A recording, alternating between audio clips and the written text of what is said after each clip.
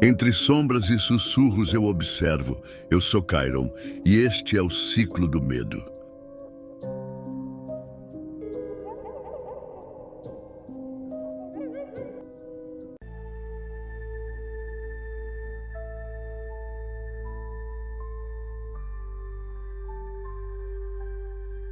Seja bem-vindo a mais um vídeo do Ciclo do Medo, onde cada história é mais sombria do que a última, e cada mistério leva você mais fundo nas trevas. Prepare-se para entrar em um mundo onde há linha entre a vida e a morte. Inscreva-se no canal, deixe sua curtida e ative o sininho de notificação para você não perder nenhum vídeo. Comente o que está fazendo agora, enquanto escuta nossos relatos, e de qual cidade e qual horário do dia você está nos assistindo. Fique conosco, porque o que está por vir vai te deixar sem fôlego e, quem sabe, talvez te faça pensar duas vezes. Meu nome é Juliana, tenho 27 anos, e por muito tempo eu pensei que minha vida estava indo exatamente como eu sonhava. Eu estava noiva de um homem bom, trabalhador, fiel. O nome dele é Kaique. A gente se conheceu num churrasco de amigos em comum, e desde o primeiro beijo parecia que o universo conspirava para a gente dar certo. Morávamos juntos há pouco mais de um ano, num apartamento pequeno na zona oeste do Rio. A gente estava juntando dinheiro para casar na igreja. Ele dizia que queria me ver de branco, entrando ao som de violino, como nos filmes. E eu sorria. Não porque aquilo me emocionava, mas porque era o que ele queria ouvir. O problema é que eu nunca fui uma mulher de se contentar com rotina. Eu não sei se é defeito ou se é só a minha natureza, mas depois de um tempo, o carinho dele começou a me sufocar. A previsibilidade da nossa vida me cansava. Kaique era doce demais, certinho demais. Sempre o mesmo beijo, o mesmo abraço, o mesmo boa noite, amor. Eu não traí o Kaique por maldade, ou pelo menos é o que eu repetia para mim mesma naquela época. Foi só uma mensagem, depois um flerte, e quando percebi, eu estava com outro homem, Murilo. Alto, tatuado, um jeito debochado que me deixava arrepiada. Ele era o oposto do Kaique, e acho que foi exatamente isso que me atraiu. Nos víamos às escondidas, em motéis baratos e lugares onde eu sabia que ninguém ia nos reconhecer. Quando eu voltava para casa, lavava o corpo no banho quente e fingia que nada tinha acontecido. Mas Kaique não era burro. Ele começou a notar a mudança no meu jeito. Eu evitava contato, dava desculpas para não transar e, às vezes, voltava tarde demais com o cheiro de outro homem ainda grudado na pele. Só que, ao invés de brigar, Kaique ficou quieto, e isso foi o que mais me assustou. Uma noite, eu cheguei em casa e encontrei a luz da sala apagada. Tudo estava em silêncio. Achei que ele estivesse dormindo, mas quando entrei no quarto, ele estava sentado na beira da cama, no escuro, me esperando. Onde você estava, Juliana? A voz dele era calma demais. Na casa da minha mãe. Respondi no automático, mas minha mão tremia. Ele apenas assentiu com a cabeça como se tivesse confirmado uma suspeita. Não brigou, não gritou. Só disse: "Tá tudo bem. Você vai entender, um dia." Aquilo me gelou por dentro, porque o Kaique que eu conhecia era emocional, impulsivo. O Kaique que estava na minha frente não era ele. Era como se tivesse algo ali dentro, algo sombrio. E naquela noite, ele dormiu no sofá. Achei que fosse o começo do fim do nosso relacionamento. Mas o que eu não sabia é que era só o começo do inferno que ele ia colocar na minha vida. Depois daquela noite, Kaique mudou, mas não do jeito que eu esperava. Ele não me largou, não me cobrou explicações, não fez escândalo. Ele simplesmente ficou diferente. Um silêncio desconcertante tomou conta da casa. Era como se ele estivesse me assistindo o tempo todo, como se soubesse de tudo e estivesse só esperando o momento certo. No começo, eu achei que ele estava em negação. Sabe? Aquela fase de fingir que nada aconteceu porque dói demais encarar a verdade. Só que, com o passar dos dias, a energia dentro do nosso apartamento foi ficando pesada. As luzes piscavam do nada. O rádio ligava sozinho de madrugada e, eu juro, teve uma noite que eu ouvi passos no corredor, mesmo sabendo que Kaique estava no trabalho. Eu comecei a perder o sono. Acordava suando, com o coração disparado. Tinha pesadelos com olhos me observando no escuro, com mãos me puxando para dentro de um espelho, com minha própria imagem sorrindo para mim, distorcida. E quando eu acordava, Kaique já estava ali, me olhando. Sem dizer uma palavra. "Tá tudo bem com você, Juliana?" Ele me perguntava com um tom doce, mas carregado de um veneno que eu ainda não conseguia identificar. Eu tentava fingir que sim. Me agarrava a qualquer desculpa. Estresse, insônia, trabalho. Mas dentro de mim, eu já sentia. Ele sabia. E pior, ele estava fazendo alguma coisa. Só que eu ainda não sabia o quê. Comecei a ficar paranoica. Parei de ver Murilo, bloqueei ele, apaguei tudo, como se isso fosse desfazer o que eu tinha feito. Eu queria salvar meu noivado. Queria voltar no tempo. Mas não dava. Um dia eu fui visitar minha mãe. Precisava de um pouco de paz, um respiro. Contei para ela que as coisas entre mim e Kaique estavam estranhas. Não contei da traição. Ainda tinha vergonha. Ela me olhou com um semblante sério e disse: "Esse menino sempre foi muito quieto, mas tem um olhar que dá medo. Fica esperta, filha." Na volta para casa, encontrei um buquê de flores na sala. Rosas vermelhas, sem bilhete, sem motivo. Kaique não estava lá. E o mais estranho, ele nunca me dava flores nem nos nossos aniversários. Comecei a sentir o cheiro das rosas invadindo todo o apartamento. Um cheiro forte, enjoativo. Quando fui jogar o buquê fora, percebi que as pétalas estavam murchas, como se estivessem ali há dias, mesmo sendo recém-chegadas. E naquela mesma noite, tudo começou a piorar de verdade. Sonhei com Kaique, mas não era ele. Era ele com olhos negros, sem íris, sem alma. Ele sorria para mim, e no sonho eu estava deitada numa cama cercada de velas. Ele murmurava palavras em latim. Eu não entendia, mas sentia o meu corpo afundar no colchão, como se estivesse sendo puxada por baixo da terra. Acordei gritando, e Kaique estava sentado no canto do quarto, no escuro, observando. "Foi só um sonho, Ju. Vai passar." Mas o jeito que ele disse isso me deu a certeza. Não ia passar. Alguma coisa tinha começado ali. Alguma coisa ruim. Algo que eu jamais conseguiria desfazer. Depois daquela noite do sonho com Kaique de olhos negros, eu sabia. Alguma coisa estava me cercando. Não era paranoia. Não era só culpa. Era real. Meu corpo começou a mudar. Primeiro foi o sono. Eu simplesmente não conseguia dormir.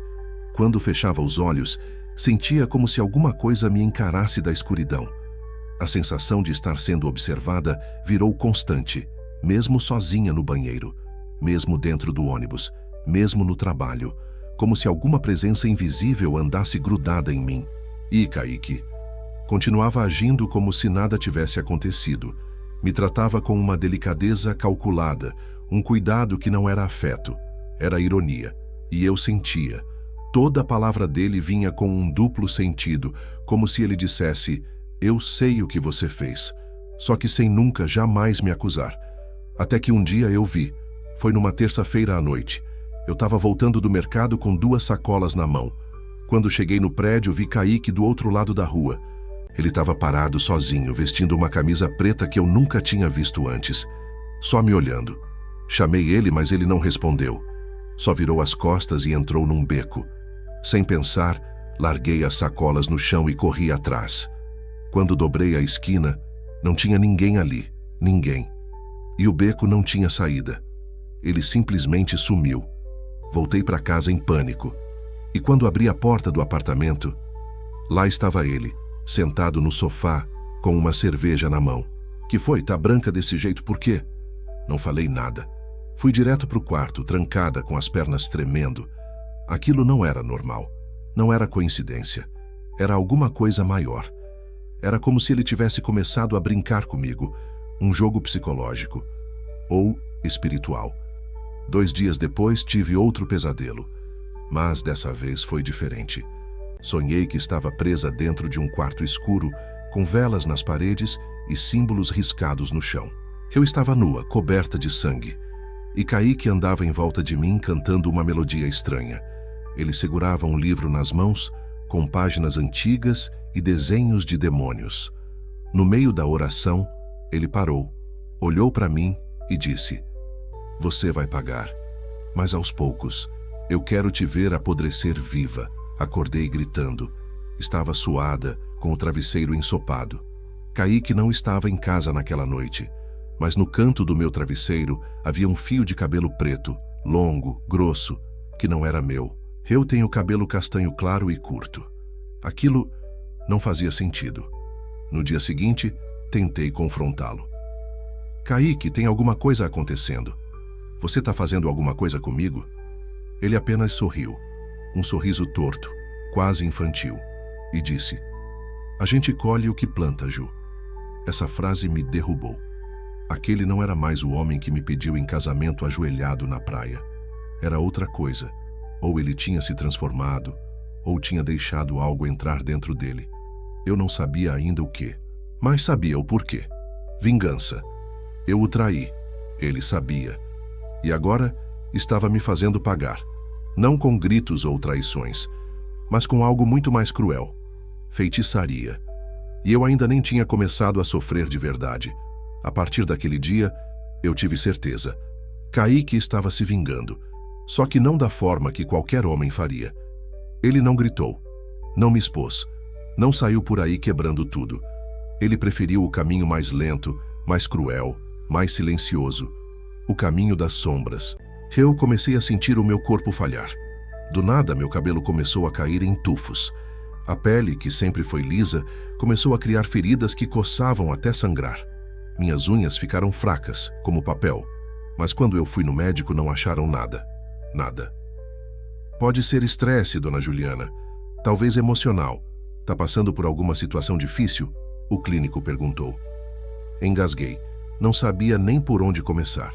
Como dizer para um médico que o meu noivo tinha feito alguma coisa espiritual comigo? Que ele estava me amaldiçoando?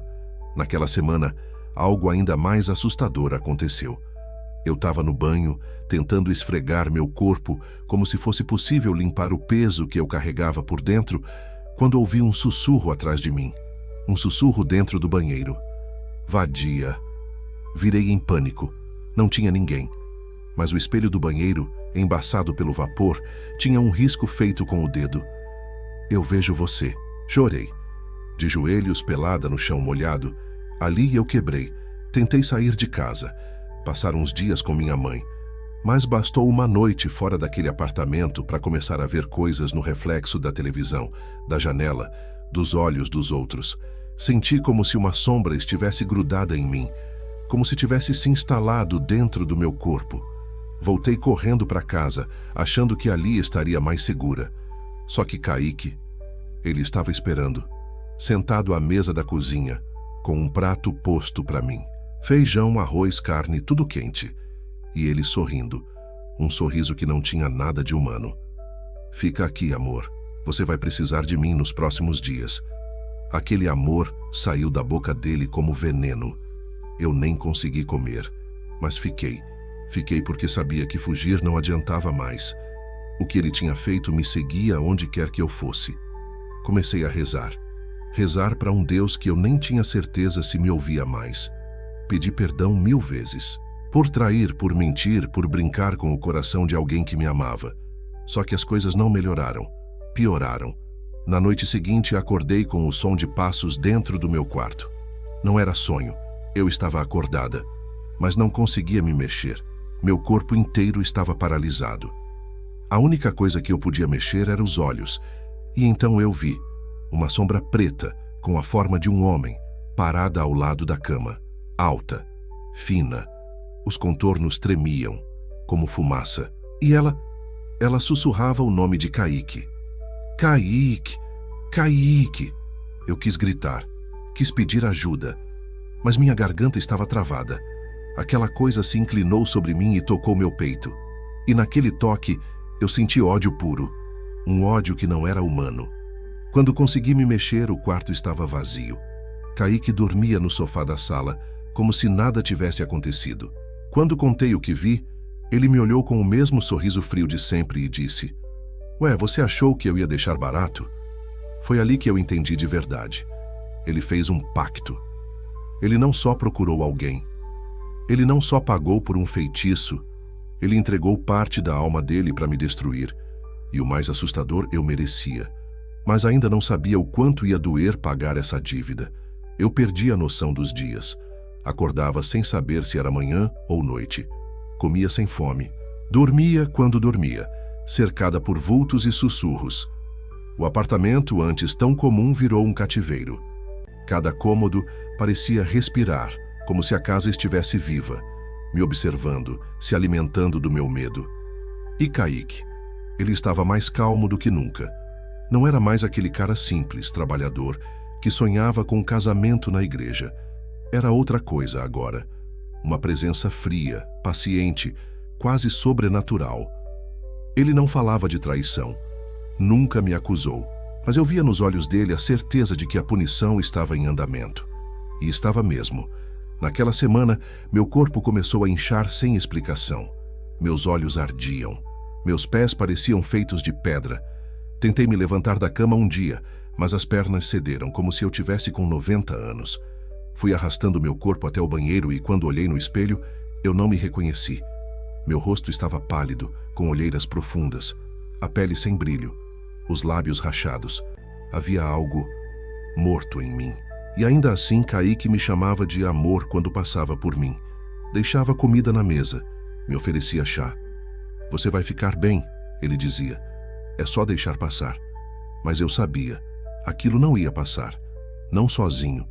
Desesperada, fui procurar ajuda. Uma amiga antiga me indicou uma mulher que mexia com espiritualidade. O nome dela era Dona Ivonete. Mora num sobradinho no subúrbio, cheia de ervas penduradas, velas por toda parte, um cheiro forte de arruda e fumaça. Quando entrei, antes mesmo de eu abrir a boca, ela me olhou nos olhos e disse: "Foi o seu homem." E ele não procurou qualquer um. Ele procurou coisa pesada. Senti um arrepio na espinha. Eu ainda tentava me agarrar na ideia de que aquilo era só fruto da minha culpa, da minha consciência me punindo. Mas ouvir da boca de uma estranha que Kaique tinha feito um trabalho confirmou tudo o que eu já sabia no fundo da alma. "Tem um espírito que te acompanha agora, filha. Foi evocado para te causar queda lenta. É tipo uma praga. Não vai te matar de uma vez, vai te corroer por dentro." "Como eu quebro isso?" Perguntei desesperada. "Não é simples. Quem fez, fez com raiva. Fez com entrega. Tem sangue envolvido." "Sangue?" Ela assentiu. "Kaique não só quis te machucar. Ele quis te entregar. O tipo de feitiço que ele fez exige algo em troca. E quando se mexe com coisa assim, ninguém sai ileso. Nem ele." Essas palavras ecoaram dentro de mim. Pela primeira vez eu entendi a profundidade da escuridão onde eu tinha entrado. E que ele também tinha se jogado nela, para me arrastar junto. "E se eu pedir perdão?" Perguntei. Dona Ivonete me olhou com um pesar real nos olhos. Suspirou fundo e disse: "Perdão não desfaz pacto. Só quem fez pode quebrar. Mas tem um detalhe: o diabo nunca joga limpo." Voltei para casa em silêncio. E naquela noite, antes de dormir, Kaique se deitou do meu lado. A primeira vez em semanas. Encostou a cabeça no travesseiro e cochichou bem perto do meu ouvido. Já começou a doer? Ele sabia. Ele gostava de ver. E eu começava a aceitar que merecia. Mas não fazia ideia de quanto ainda havia para cair. Na manhã seguinte, acordei com um cheiro de podre no quarto. Um cheiro de carne vencida, de coisa morta. Olhei ao redor e não vi nada. Fui até a cozinha achando que Kaique talvez tivesse esquecido algo fora da geladeira. Mas não havia nada. Tudo limpo. Tudo no lugar. Só o cheiro. Impregnado. Forte. E parecia sair de mim. Corri para o banheiro. Tirei a roupa e comecei a me examinar. E foi aí que vi. Meu umbigo estava escuro, como se estivesse necrosando. Ao redor dele, uma marca roxa se espalhava lentamente pela pele. Não doía, mas ardia e pulsava. Como se algo estivesse crescendo ali. Gritei. Kaique veio correndo, ou fingiu correr. Olhou meu corpo e não demonstrou susto, nem um pingo de surpresa. Só disse: "Tá começando a tomar forma. Achei que ia demorar mais." "Kaique, pelo amor de Deus, para com isso." Ele não respondeu. Só saiu do banheiro como se eu tivesse pedido para ele desligar uma luz. Aquele dia foi o primeiro em que eu senti que estava apodrecendo viva. A fome sumiu. Eu não conseguia comer nada. A água parecia azeda. Tudo que eu colocava na boca me dava náusea. Em menos de uma semana, emagreci tanto que as roupas começaram a cair do meu corpo. Minha pele pendia, as olheiras batiam quase nas bochechas. Mas o mais estranho, ninguém notava. Fui visitar minha mãe, fraca, andando como se tivesse saído de um hospital. E ela disse: "Nossa, tá com a mesma carinha de sempre, só meio pálida. Deve ser falta de sol." Voltei para casa confusa. Entendi mais tarde que aquela praga não se manifestava para qualquer um. Era como se o feitiço escondesse os efeitos do mundo. Como se só eu, e talvez Kaique, conseguíssemos ver o que realmente estava acontecendo comigo. E então, uma coisa inesperada aconteceu. Kaique desmaiou. Foi do nada. Estávamos assistindo TV. Ele ficou com os olhos vidrados por alguns segundos, como se estivesse vendo alguma coisa atrás de mim. E de repente, apagou. Caiu no chão com tudo. Fiquei em choque. Corri, sacudi ele, tentei acordar. Quando finalmente abriu os olhos, estava suando frio, tremendo. "Eu vi", ele sussurrou. "O quê? O que você viu?" "Nada." Não foi nada. Se levantou rápido demais, fugindo do assunto. Mas nos dias seguintes começaram os sintomas nele. Do nada, Kaique passou a ter pesadelos, acordando aos gritos. Às vezes ele olhava para o canto da parede e ficava encarando sem piscar. Uma noite, me sacudiu no meio do sono dizendo: "Tem alguém aqui. Tem alguém aqui dentro do quarto. Tá atrás de você." Mas quando acendi a luz não havia nada, só o rosto dele, assustado de verdade. Eu entendi naquele momento. A coisa que ele tinha invocado estava começando a cobrar. Dona Ivonete tinha avisado. Aquilo não era só para me destruir, era um jogo sujo. E agora que o feitiço tinha se alimentado de mim, ele começava a lamber a borda da alma de Kaique. Só que ele ainda não admitia. Continuava fingindo o controle. "Isso é só estresse. Eu tô cansado. É só isso", dizia. Mas a verdade é que ele tinha aberto a porta. E agora nenhum de nós estava seguro. A casa começou a ficar mais fria. As luzes piscavam com mais frequência. Objetos mudavam de lugar. O relógio da sala, que sempre marcava a hora certa, travou às 03h33 da manhã. E toda noite, exata hora, alguma coisa estava à espreita, esperando. E eu sabia que ainda vinha muito mais sofrimento pela frente. Acordei com gosto de ferro na boca. Era madrugada. Estava deitada no chão da sala, sem lembrar como fui parar ali. Quando me ergui, vi as marcas. No chão de cerâmica branca, arranhões, compridos, irregulares, como se alguém ou algo tivesse sido arrastado pela sala. Minhas unhas estavam quebradas, meus dedos sangravam. Olhei para o meu próprio corpo e me dei conta. Fui eu quem se arrastou ali. Só não lembrava por quê. Kaique dormia no quarto, ou fingia. Nos últimos dias, ele passava mais tempo trancado do que comigo. Mal olhava na minha cara. Quando olhava, não era mais com frieza. Era com medo. Algo nele mudou. O olhar dele ficou pesado. As olheiras afundaram. Começou a andar encurvado, como se tivesse o mundo inteiro nas costas. Tinha calafrios do nada. Às vezes, chorava no banho. E a pior parte, ele não dormia mais sem luz acesa. "Tem alguém me seguindo", ele me disse numa noite. "Você chamou. Agora aguenta", respondi, sem reconhecer minha própria voz. Naquele ponto, eu já estava tomada pelo ódio e pelo medo. Era como se metade de mim quisesse viver, e a outra metade só quisesse ver ele sofrer como eu. Eu estava deformada por dentro, como um corpo tomado por veneno emocional. Os espelhos começaram a rachar. Primeiro foi o do banheiro. Estava sozinha, escovando os dentes. Vi meu reflexo piscar antes de mim. Piscar e sorrir. Eu travei. Deixei a escova cair na pia. Dei 2 passos para trás e naquele exato segundo o vidro se estilhaçou inteiro, sem que ninguém encostasse. Na mesma noite, Kaique vomitou sangue.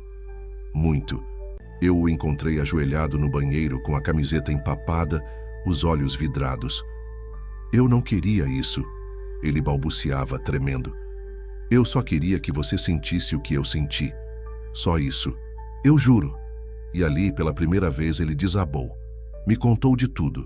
Que descobriu a traição meses antes. Que ficou em silêncio não por covardia, mas por planejamento.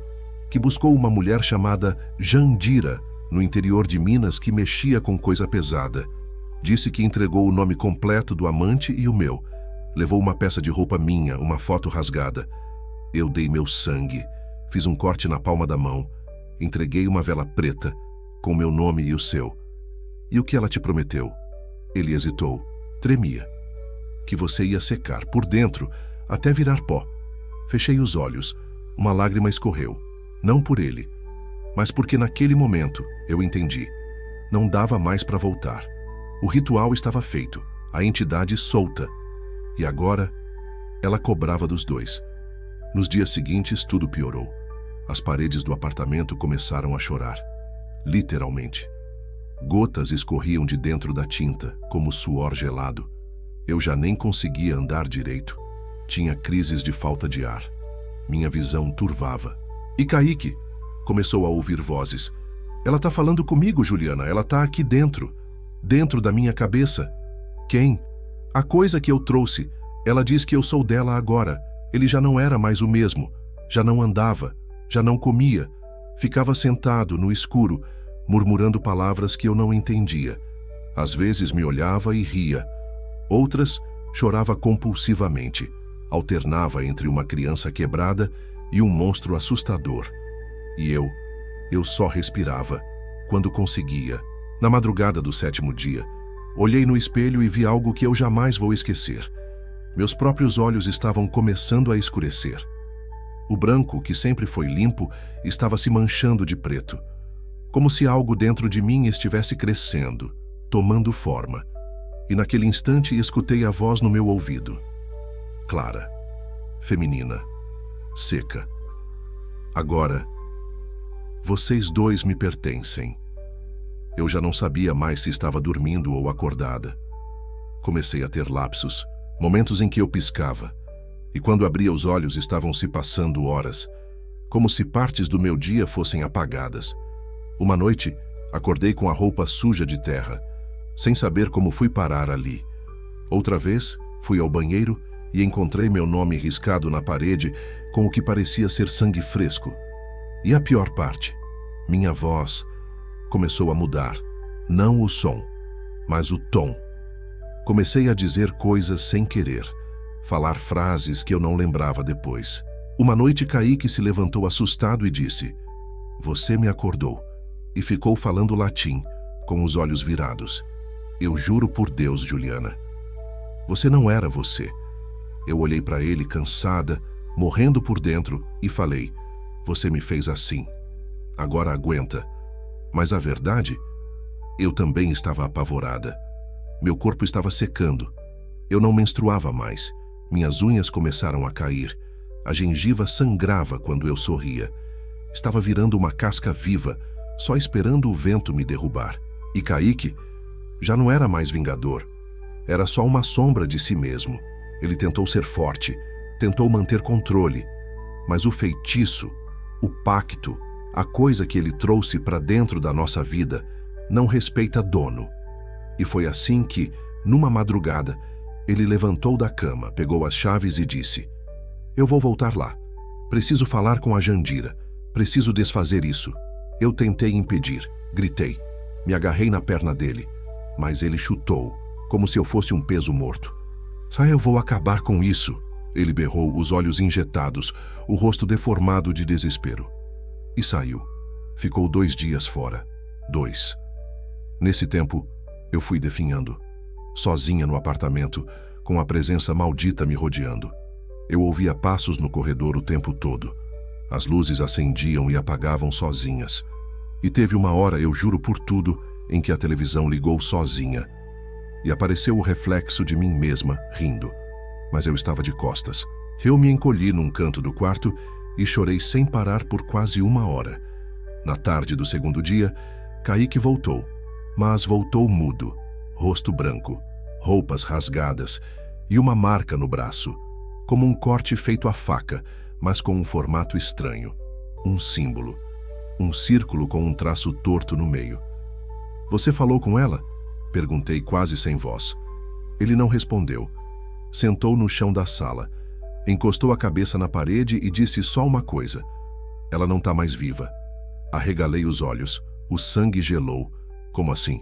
A casa dela estava toda queimada por dentro. A polícia estava lá. Disseram que o corpo da velha estava derretido, mas sem sinais de incêndio externo, como se o fogo tivesse vindo de dentro dela. Aquela frase fez meu estômago virar. A mulher que ele procurou para fazer o pacto tinha sido devorada pelo próprio trabalho, e a coisa que ela invocou estava solta agora, sem dono, sem guia e com fome.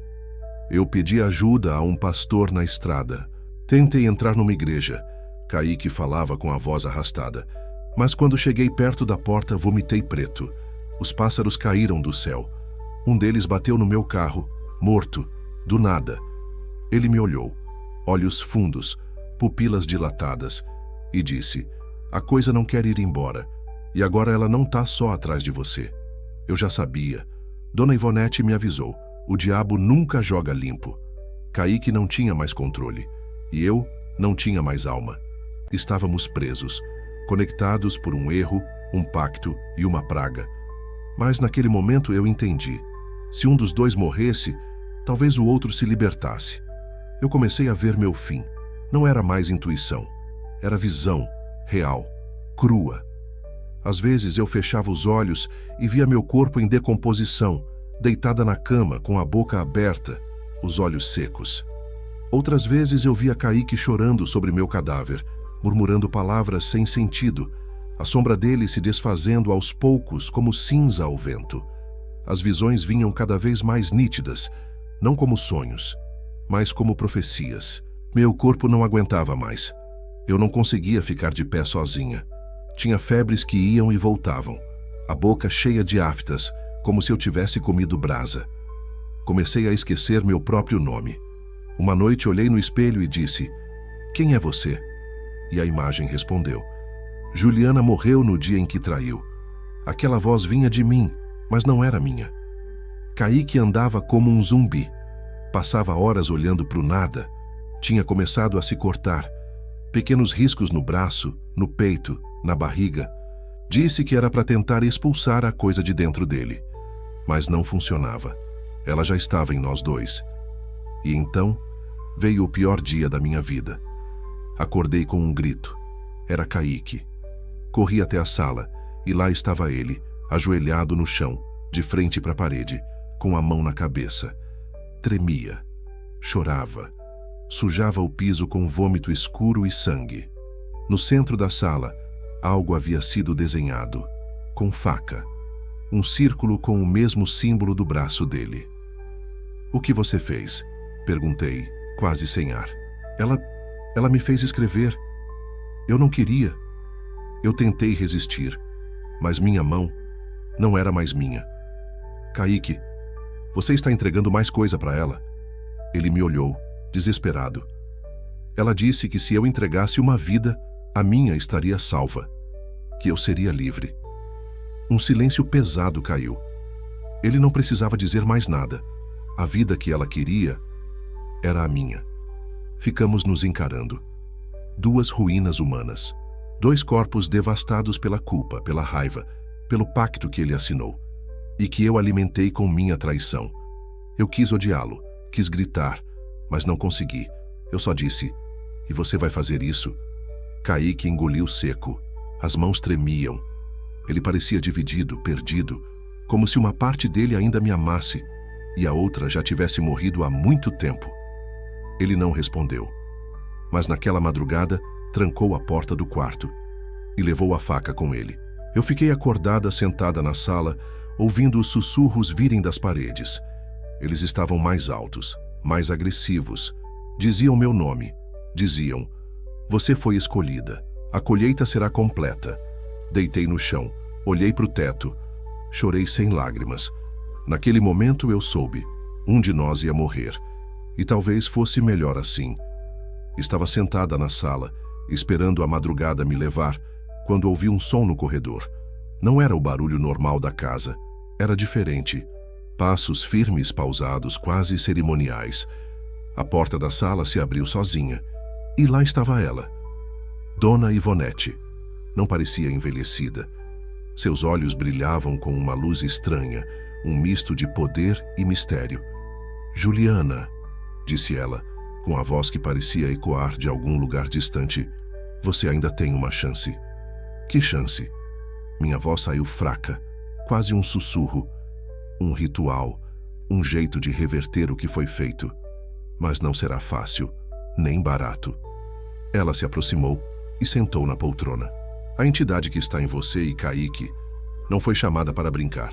Ela quer um pagamento final, mas existe uma forma de negociar." "O que eu preciso fazer?" perguntei, já temendo a resposta. "Entregar aquilo que você mais ama", respondeu Ivonete, olhando fundo nos meus olhos. "Seu corpo, sua alma, ou algo que você não pode imaginar." Não entendi. Balancei a cabeça, tentando entender o preço daquilo. Ela sorriu, um sorriso que não era de conforto. "Você traiu o amor. Ele te amaldiçoou. Agora o que resta é pagar o preço. Mas se fizer o ritual, poderá salvar a sua vida. Com um detalhe: a marca da maldição ficará para sempre em você."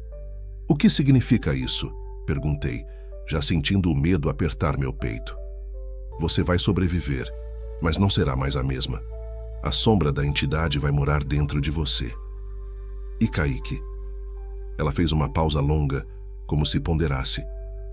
"Ele pagará o preço também. A dor, o sofrimento, serão eternos para ele." Aquela noite, Ivonete me ensinou as palavras do ritual. Uma oração antiga, carregada de dor e poder. Ela me deu uma vela preta e outra branca, um punhado de terra do cemitério e um pedaço de tecido rasgado da minha roupa. "Prepare-se", disse ela, levantando-se. "Hoje você vai enfrentar a sombra que te persegue." Quando ela saiu, fiquei sozinha. O silêncio era um manto pesado, e eu já não sabia se rezava pela minha alma ou pela última fagulha de humanidade que ainda existia dentro de Kaique. A noite se aproximava, e com ela a decisão que mudaria tudo. A noite estava densa, pesada como um céu prestes a desabar. Eu me preparei para o ritual do jeito que Dona Ivonete havia me ensinado. As velas, uma preta e uma branca, tremulavam sobre a mesa. O punhado de terra do cemitério estava ali, frio nas minhas mãos. O tecido rasgado, símbolo da minha traição, descansava perto do círculo desenhado com giz no chão. Eu estava com medo, mais medo do que jamais imaginei sentir. Comecei a recitar as palavras. A oração antiga, estranha, que parecia sair de dentro da minha garganta como uma súplica e uma maldição ao mesmo tempo. No meio do ritual, senti o ar gelar, como se a entidade que nos perseguia tivesse entrado no meu corpo. Meu peito apertou, minha cabeça latejou e uma voz baixa, quase inaudível, sussurrou no meu ouvido: "Você não pode fugir." Eu tremi, quase desisti. Foi quando ouvi o barulho no quarto. Kaique estava lá de pé com os olhos vermelhos e os braços marcados pelos cortes. Ele me olhou, uma mistura de tristeza e desespero no rosto, e disse: "Eu vou pagar pelo que fiz." "Não precisa mais", respondi, a voz falhando. Dona Ivonete me deu uma chance. "Chance?" Ele riu, uma risada amarga. "Se ela existe, já acabou. Nós dois estamos presos. Para sempre." Não havia mais espaço para a esperança. Quando terminei o ritual, um vento frio atravessou o apartamento. As velas se apagaram. O silêncio tomou conta. Mas algo dentro de mim mudou. Eu não estava mais sozinha. E Kaique, ele não aguentou. Naquela noite, ele teve uma crise. Gritou, chorou, caiu no chão, se debateu contra algo invisível. Eu queria ajudá-lo, mas minhas forças me abandonavam. Juliana, ele gritou, me ajuda, por favor. Eu tentei, mas a presença na casa parecia rir da nossa dor. A maldição não havia acabado, só começado um novo capítulo. Depois daquela noite, nada mais foi igual. Kaique parecia um homem partido ao meio. Entre a lucidez e o desespero, ele se arrastava pela casa como um fantasma. Eu via a dor nos olhos dele, mas também sentia uma escuridão crescendo, algo que já não dava para controlar. A entidade que ele trouxe não queria só a minha alma, queria a dele também. E agora parecia estar ganhando. Eu tentei de tudo para cuidar dele, mas a maldição corroía nossos corpos e mentes. As paredes da casa continuavam a sussurrar. Vocês não vão escapar, diziam as vozes. Vocês vão pagar. Ambos.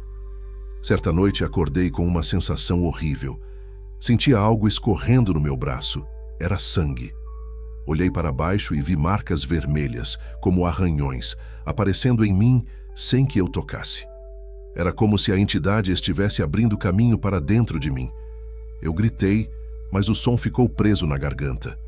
Naquela mesma noite, Kaique saiu de casa sem avisar. Voltou horas depois, diferente. Ele não falava, não olhava nos meus olhos. Apenas sentou no sofá, frio como pedra. O que houve? Tentei perguntar, mas ele não respondeu. No dia seguinte, percebi algo que me fez congelar. No espelho, vi meu reflexo sorrindo, mas eu não sorria. E atrás de mim, no reflexo, havia uma figura escura que me observava. A entidade não estava mais brincando. Ela estava tomando tudo, a nossa vida. E eu me perguntei, será que ainda existia algo dentro de mim que pudesse lutar? Ou já era tarde demais? Eu já não sabia mais quem eu era. Olhava no espelho e via uma estranha, alguém despedaçada, marcada pela dor e pela maldição que nos engolira. Kaique não falava mais comigo, não me tocava. Não existia mais aquele homem que eu conhecera. Eu tentei gritar, mas minha voz era um eco sem som. A entidade dentro de nós parecia crescer, crescendo, como um câncer que se alimenta da nossa fraqueza. Numa noite, senti uma presença no quarto. Era ele, ou pelo menos o que restava dele. Kaique estava no chão, com os olhos em branco, murmurando palavras que não entendia. Juliana, por favor, me perdoa. Sua voz era um sussurro. Eu me aproximei e ele me segurou a mão com força. Eu errei. Paguei caro. E você? Sua pergunta ficou no ar, cortando o silêncio. Eu queria responder, mas só consegui chorar.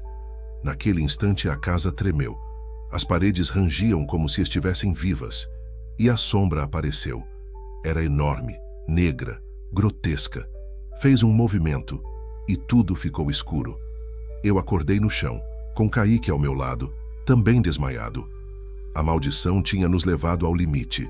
Eu sabia que o fim estava próximo. Quando voltei a mim, senti um fogo correndo pelas veias. Não era um fogo comum. Era um ardor que queimava minha alma e meu corpo ao mesmo tempo. Kaique estava ao meu lado, pálido, mas vivo. Seus olhos buscavam os meus e ali havia uma mistura de medo, arrependimento e algo que parecia esperança. Juliana, ele sussurrou. Talvez a gente ainda tenha uma chance. Eu queria acreditar. Queria que fosse verdade. Mas a entidade que nos perseguia não desistia. Ela atacava nossos sonhos, nossos pensamentos, nossos corpos. Numa última tentativa, fizemos o que Dona Ivonete nos havia ensinado. Enfrentá-la de frente, com tudo que tínhamos. Nos reunimos na sala, cercados pelas velas acesas, o círculo desenhado no chão e as palavras antigas. Era a nossa última batalha. A entidade apareceu, mais monstruosa do que nunca, cheia de raiva e fome. Ela avançou. Eu senti a dor cortar minha pele, o sangue escorrer, o coração quase parar.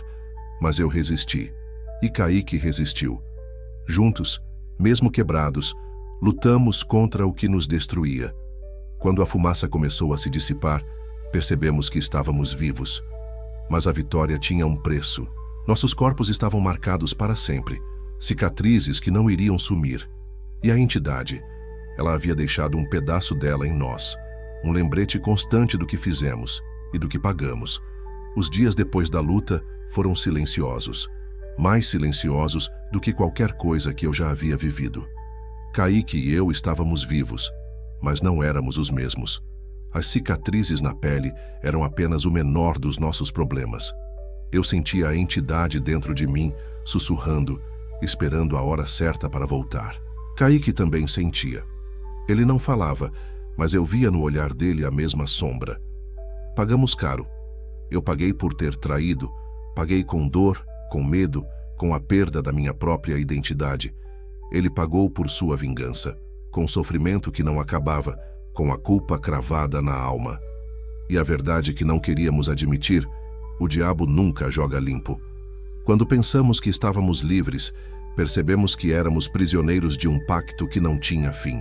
Agora, eu vivo com a certeza de que algumas escolhas não têm volta, que algumas feridas nunca cicatrizam e que, às vezes, o preço da liberdade é viver com a sombra daquilo que fomos um dia. Mas talvez, apenas talvez, isso seja o suficiente.